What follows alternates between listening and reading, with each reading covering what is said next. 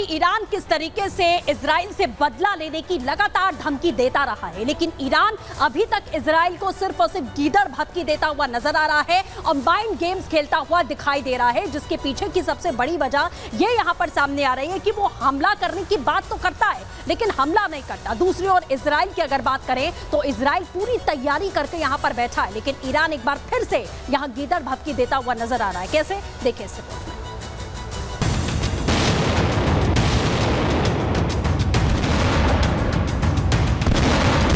से लेकर मध्य पूर्व तक महायुद्ध की आग लगी है। इजराइल और हमास के बीच जंग रोकने को लेकर अमेरिका पूरी कोशिश कर रहा है। गाजा से इजरायली बंधकों को निकालने के लिए डील पर नेतन्याहू राजी हो चुके हैं। गेंद अब हमास के पाले में है, लेकिन हिजबुल्लाह और ईरान शांति आने नहीं देंगे।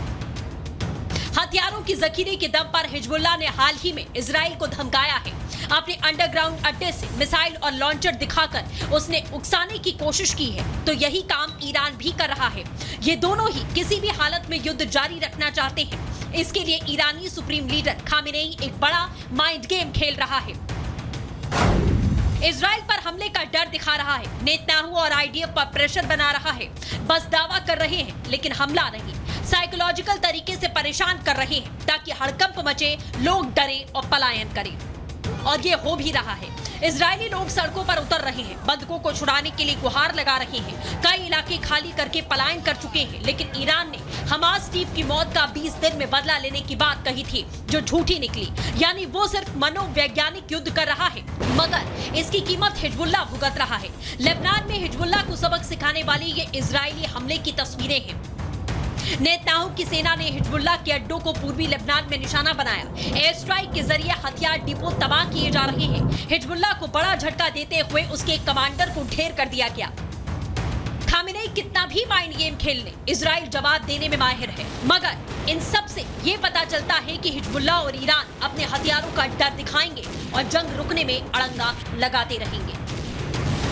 Bureau report, Republic Bharat.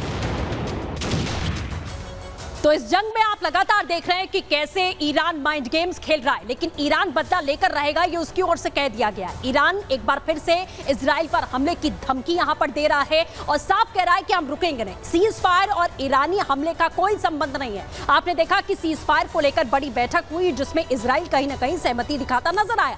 अमेरिकी विदेश मंत्री पर ईरान ने पलटवार किया है। एंटनी ब्लिंकन ने साफ कहा था कि यह सीज फायर का आखिरी मौका है, लेकिन सही वक्त पर इजराइल को सजा देकर रहेंगे। ये ईरान ने एक बार फिर से इस बात का ऐलान कर दिया है। सीज फायर मीटिंग से देरी हुई। ईरानी विदेश मंत्रालय की ओर से साफ कहा गया कि सीज फायर को लेकर जो मीटिंग चल रही थी, इसीलिए ईरान ने हमला नहीं किया। ये ईरानी विदेश मंत्रालय का दावा है। और ब्लिंकन ने सीज फायर का आखिरी मौका ये बताया था कि आपके पास ये आखिरी मौका है, लेकिन ईरान कहता है कि वो पीछे नहीं हटेगा।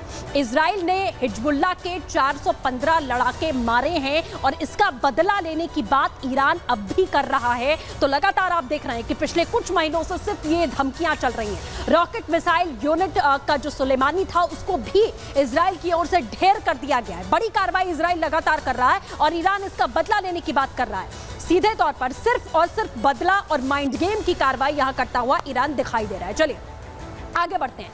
अब बात करेंगे बांग्लादेश और पाकिस्तान की। दोनों ही देशों में हिंदुओं की स्थिति क्या है वो आपको पता है। बांग्लादेश में तख्तापलट के बाद में लगातार स्थिति बद से बदतर होती हुई दिखाई दे रही है। और इसी के साथ आपको बता दें कि अब पाकिस्तान की अगर बात करें तो वहां सुप्रीम कोर्ट पर हमला बोल दिया गया, यानी कि मुख्य न्यायाधीश पर हमला बोलने की बात यहां सामने आई। आरोप लगाया गया कि जज ने ईश निंदा की है। हिंदुओं को भी अपने धर्म का पालन करने का अधिकार है, ये बयान उन्होंने दिया था, जिसे लेकर पाकिस्तान के कट्टरपंथी भड़क गए। बांग्लादेश की बात करें तो तख्तापलट के बाद लगातार हिंदुओं पर अत्याचार बदस्तूर जारी हैं। हालात जरा सा भी नहीं बदले हैं। देखिए सिर्फ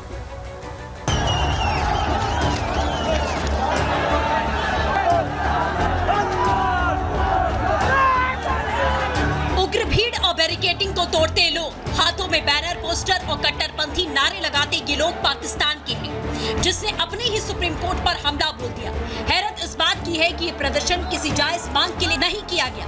पाकिस्तान के इस्लामाबाद में कट्टरपंथियों की भीड़ ने सुप्रीम कोर्ट पर हमला बोला और वजह बताई ईश निंदा। जी हाँ, सही सुना आपने। इन उग्रवादियों ने किसी और पर नहीं बल्कि मुख्य न्यायाधीश पर ईश निंदा का आरोप लगाया, क्योंकि सीजीपी काजी फैज ने अपने फैसले में कहा, गैर मुसलमानों को भी धर्म ये बयान कट्टरपंथी बर्दाश्त नहीं कर पाए। सीजेपी फैज के सर पर 1 करोड़ का इनाम रखा गया। तहरीके लब्बैक पाकिस्तान ने घोषित किया।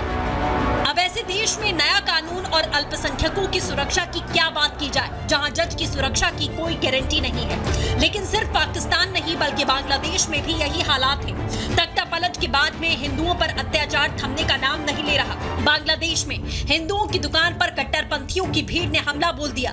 तस्वीरों में देखिए, हिंदू की दुकान को खंड खंड कर दिया गया। ওই দিন হঠাৎ করে দুর্বৃত্তরা আমার দোকানদার সবটি শাটার 5টা শাটার সবটি শাটার কোবাইয়া আমার অনেক মালামাল তারা অনেক নগদ টাকা এইগুলা নিয়ে গেছে। আর हालांकि ये कोई पहला मामला नहीं है। बांग्लादेश में शेख हसीना के तख्ता पलट के बाद से हालात ऐसे बिगड़े कि सुधरने का नाम नहीं ले रहे हैं। आए दिन किसी न किसी हिंदू मंदिर पर हमले हो रहे हैं, लेकिन बांग्लादेश में अल्पसंख्यकों की कोई सुनने वाला नहीं है। अंतरिम सरकार मूक दर्शक बनी है। ना तो मुकदमा दायर किया जाता है, ना कोई कार्रवाई होती है। Bureau report, Republic Bharat.